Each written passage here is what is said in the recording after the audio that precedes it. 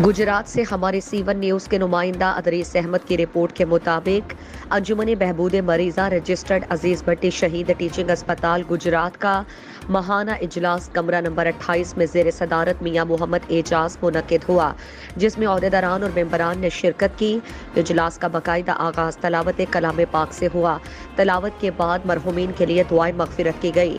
साबिका माह की कारकर्दगी रिपोर्ट अंजुमन के जनरल सेक्रेटरी जावेद भट्ट ने पेश की, जिसमें अहम उमूर ज़ेर बहस लाए गए, जिसमें ओहदेदारान और मेंबरान ने अपनी अपनी तजावीज़ पेश की।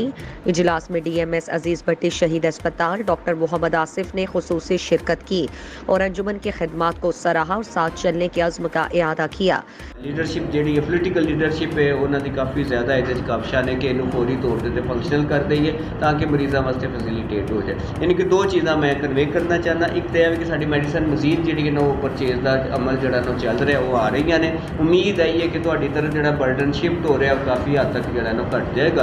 दूसरा है कि हूँ ज़ाहिर है कि मरीज़ों ने आना ही आना है, बाहर दवाई बहुत महंगी है, उसके बावजूद भी कि असं जिन्नी मर्जी दवाई खरीद लीए ना साढ़े का बर्डन जो ग्रेजुअल अजीज़ भट्टी के उत्ते वधना ही वधना। तो दूसरा है कि साढ़ा नवी फैसिलिटीज़ ने जड़ियाँ ना 148 बैड्स वाला वो भी फंक्शनल हो जाएगा। तो अंजुमन यही भी थोड़ा जहा मैं कन्वे करना चाहता सा कि उम्मीद है कि वो मामला मरीज़ों की जी बेहतरी वाला सिलसिला है ना मजीद बेहतर। शेख अफजालुर रहमान शाद ने मुस्तहिक मरीजों के लिए अंजुमन को 1 लाख रुपए के फंड्स अदा किए।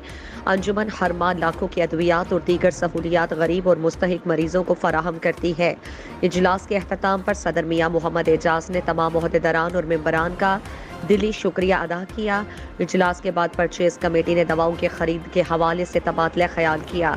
जिन अद्वियात को कोटेशन अभी तक अंजुमन को वसूल नहीं हुई, उनकी परचेज के हवाले से परचेज कमेटी की तरफ से मुतफिका तौर पर सैयद शौकत वसीम को उन दवाओं के खरीद के हवाले से डिस्ट्रीब्यूटर्स और कंपनियों से राबिते की जिम्मेदारी सौंप दी गई।